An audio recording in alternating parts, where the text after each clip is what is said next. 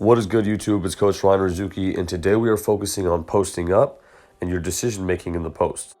I've worked with hundreds of different players on posting up, and the reason why it's so important is because of the footwork and the contact and the use of your body. The things that you learn and the angles that you take in the post are so similar to the things that you do in the perimeter and, of course, in the high and mid post areas as well.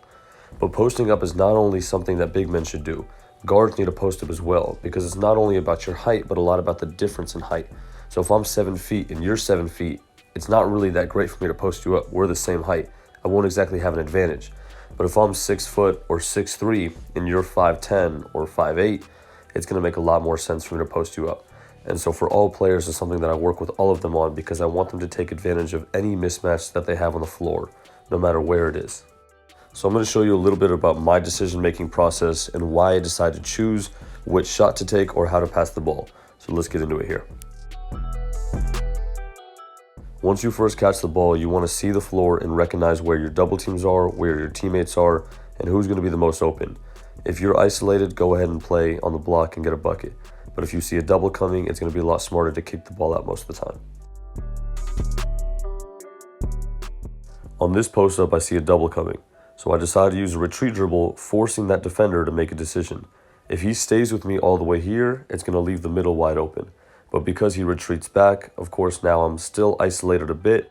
But because the help side defense decided to suck in too much to the paint, I have an open teammate on the opposite wing. In this clip, you can see that the ball is entered into the post. But the defender with the orange shoes comes over to double, and my teammate who passing the ball actually isn't looking for the ball, although he is open.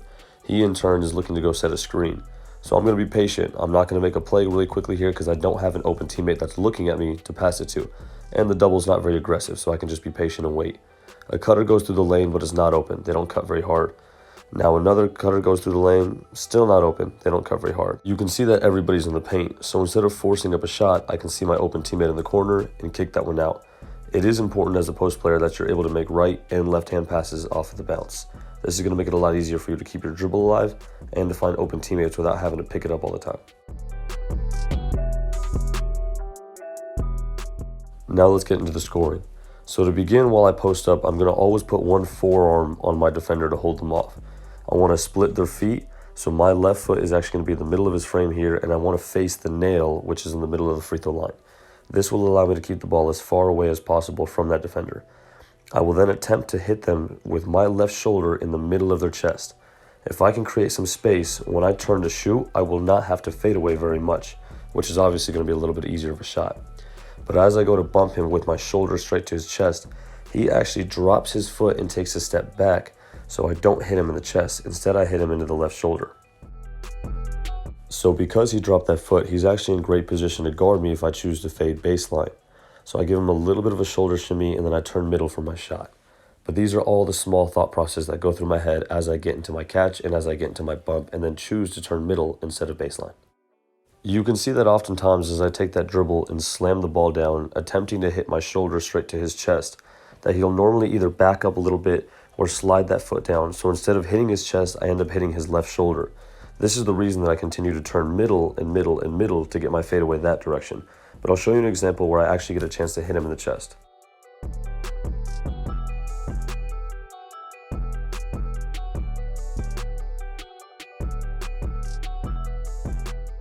So you can see in this example, as I catch the ball and I slam the ball, I'm actually going to hit him directly in the middle of the chest. Of course, it helps that he's reaching in, so it places him in a worse position.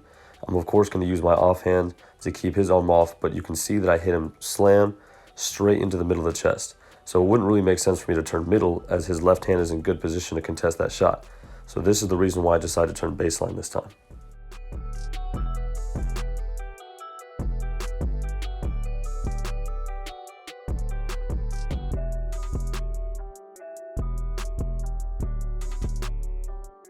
There's a lot of thought processes that go into this play right here, so pay close attention.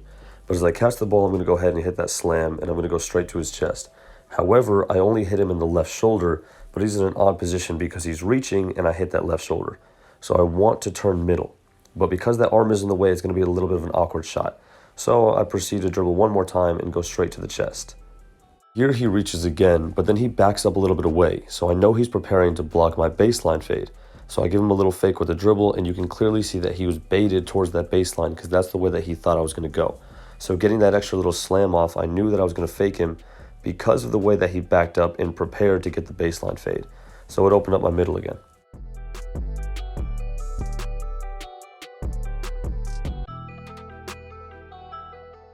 So once you get the feel for it, it's actually pretty easy to understand which way and why you make the decisions that you do. But if I can hit chest, I'm going to turn baseline. If I can hit his shoulder, I'm probably going to turn middle. And it's as simple as that, just depending on the way that I draw the contact.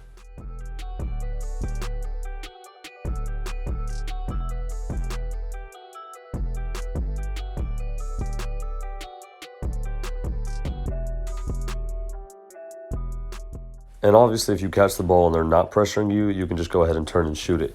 There's no need to take a dribble every time. Sometimes adding a pump fake before you shoot is one of my favorite ways to get into a shot as well, because it forces that defender to stay on their heels, and they can't necessarily jump all the time. So they're trying to stay with their feet on the ground, but trying to contest you at the same time, and it's kind of a weird 50-50 battle for them to choose whether to contest or whether not to contest.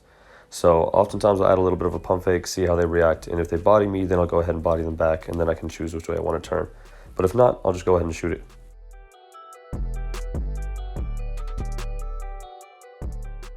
I seriously hope that these last IQ videos that I put out are helping you guys a ton, and I want to continue to hear how well you guys are doing and how much you guys are improving. If you need me to work on something else or to show you something different, please go ahead and leave it in the comments, and I'll do my best to go ahead and get to that. Now, for those of you who are looking for your shooting breakdowns and your analysis, go ahead and shoot me a DM on Instagram at R2Bball, and I can go ahead and do a shooting breakdown for you. It is fairly cheap. It's not that expensive, and definitely something worth investing to if you want to continue to be a better basketball player every single day. Now, I really, really appreciate you guys. I want to say a huge thank you for all the birthday wishes, and I want to say a huge thank you for those of you who followed me on TikTok, and for those of you who are subscribed on YouTube. I'm glad that I can continue to provide a lot of great content to help you guys, so I'll catch you guys in the next one. One more thing. Please do me a favor.